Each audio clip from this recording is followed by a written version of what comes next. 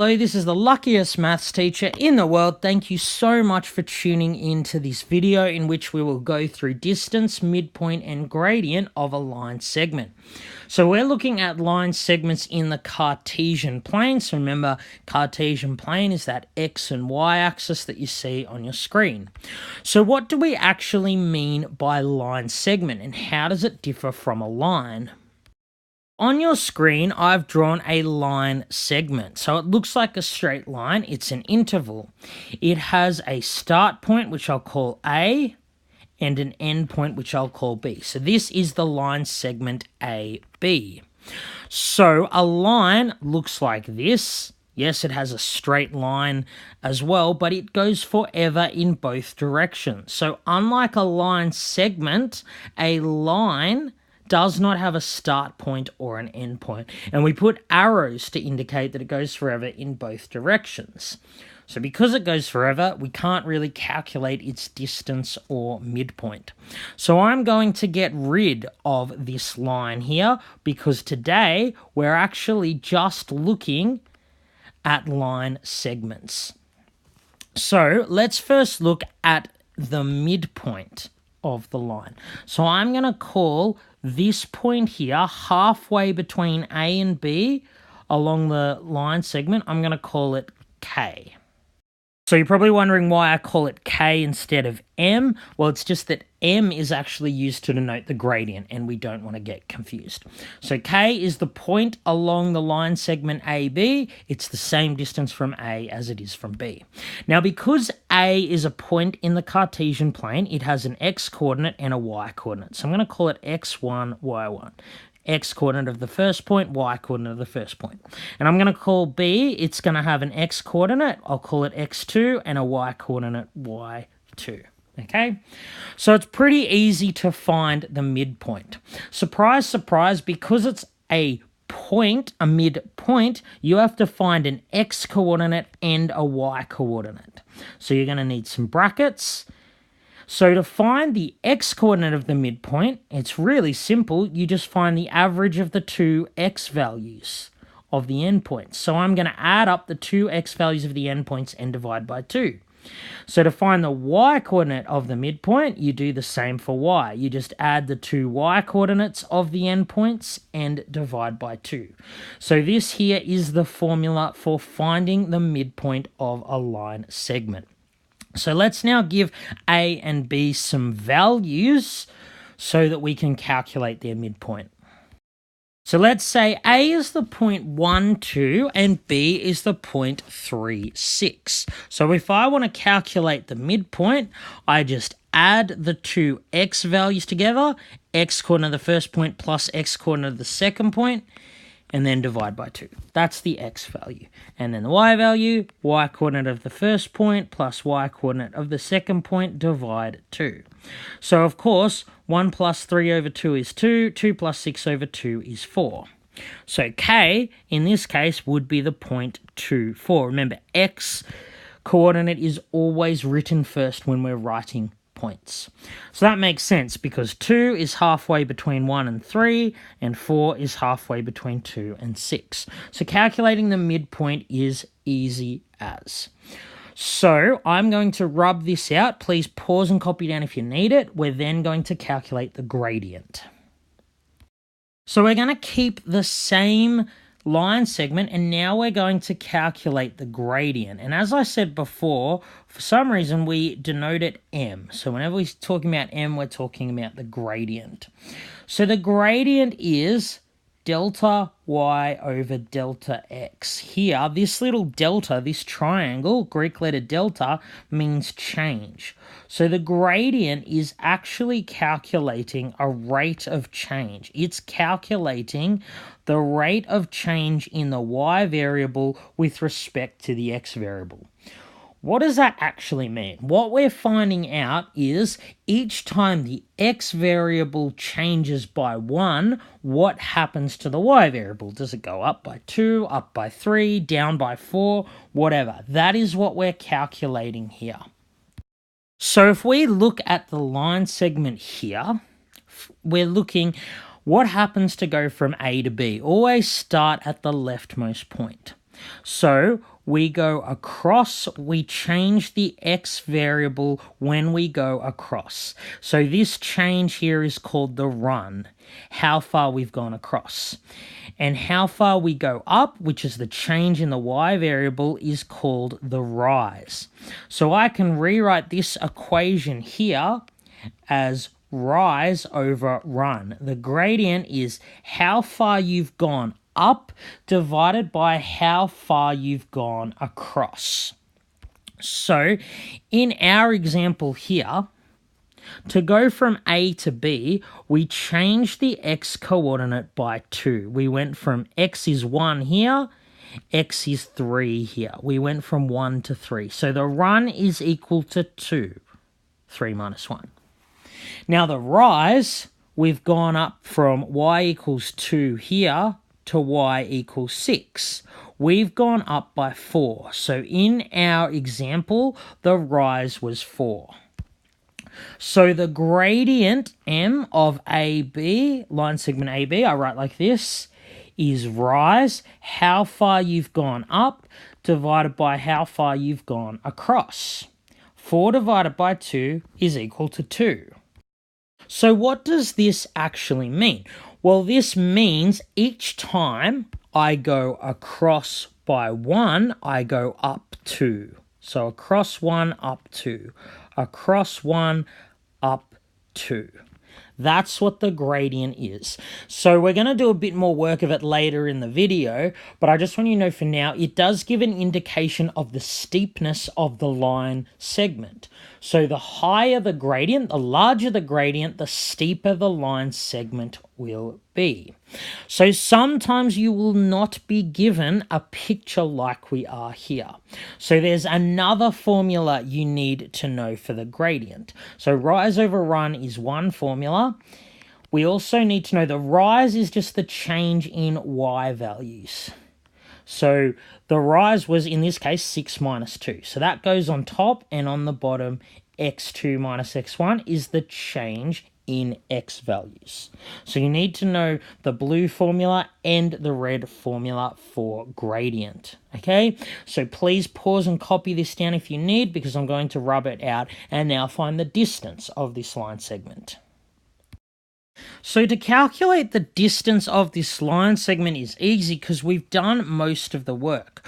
We saw when we were finding the gradient that we've gone across by 2 and we've gone up by 4. So we can just use Pythagoras Theorem to find the distance because we have a right-angled triangle. It's always right-angled because the x-axis and the y-axis are always at 90 degrees to each other. So, of course, we know that the formula for Pythagoras is the hypotenuse is equal to the square root of shortest side squared plus shortest side squared. In this case, the shorter sides, one of them was the run and one of them was the rise. How far we've gone across and how far we've gone up.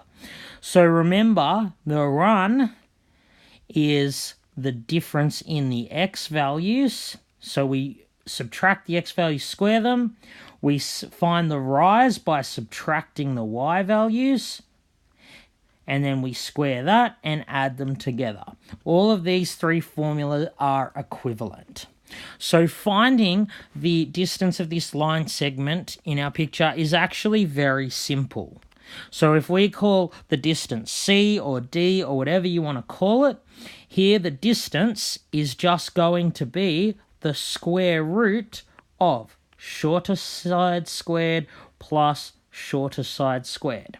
Okay, so the exact value is the square root of 20, and if you put that on your calculator to 2 decimal places, about 4.47 units. Okay, we don't care whether it's centimeters or whatever, we just write units. So that is the distance here. So this here is the formula that you need to know. So this formula might look scary because it's got a lot of things in it, but just make sure you understand what it's doing. We're just using Pythagoras. It's just the run squared plus the rise squared and square root that. So now we're going to find the distance, midpoint, and gradient of a line segment where you're not actually given the picture, you're just given 2 points. So once again, please pause and copy this down if you need. So on your screen is 2 points. So let's say we have a line segment that starts at this point, ends at this point. We're going to calculate the distance, midpoint, and gradient. So once again, I'll start with the midpoint, and again, I'll call that K. So remember, that was easy to do. The answer is a point. So to find the x-coordinate of the point, you just add the two x-coordinates together and divide by 2. And to find the y-coordinate, you add together the two y-coordinates and divide by 2. So the answer you get here is minus 3.5 and 1. So that will be the point halfway between these 2 points that also lies on that line segment, okay? So that's much easier than drawing the line segment, which would take a while. So now we're going to find the gradient. So the gradient, which we call M, remember it's the difference in y values, the rise, over the difference in x values, which is the run. How far we've gone up, divide how far we've gone across.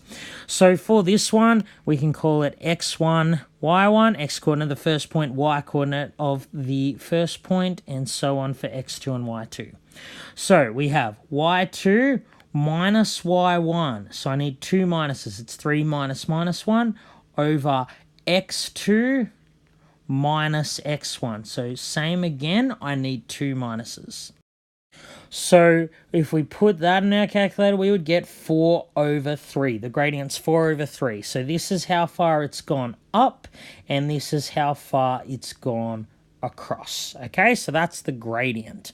Now finally, we will calculate the distance. So remember, the distance is just using Pythagoras. So the distance in this case I'll call d. Remember, it's the square root of, so the run squared is just the difference in x values squared plus the difference in y values. We're just using Pythagoras. So we already know the rise and run from here. We know that the rise is 4 and the run is 3, but let's make sure we get that by using this formula. So it would be the square root of x2 minus x1 squared plus y2 minus y1 squared. So if you put that on your calculator, you can put it straight on your calculator. You'll get the answer 5. So the distance, is 5 units from the first point to the second point. And that's how easy it is to do. Just be careful when you're putting this on your calculator. You got brackets in the right spot and all that. Okay? So now we're just going to do a quick overview of the gradient. So I said, of course, that m is the gradient, and it is a measure of the steepness of the line. So if I draw like a line or line segment here, I'm going to call this one A. Okay, it'll have some gradient.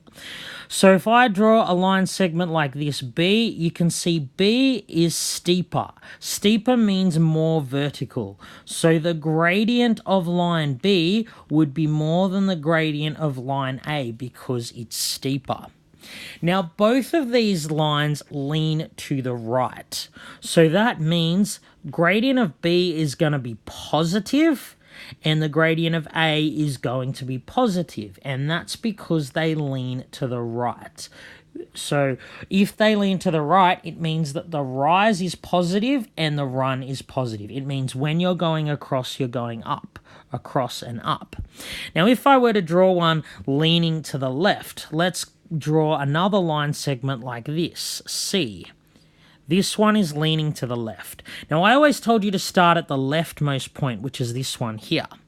Now, if we go across, we go down to stay on the line, across and down. Whereas before, we were going across and up. So, because of that, the gradient of C will be negative. So if a line leans to the left, as it does here with C, the gradient is negative. If it leans to the right, as it does with A and B, the gradient is positive. So as I said before, as the gradient gets larger and larger, the line becomes steeper. If I have a line segment like this, that's perfectly vertical, its gradient is undefined. The gradient of D is infinite or undefined. The reason for this is, remember the gradient is the rise over the run, but if the line's perfectly vertical, the run is 0.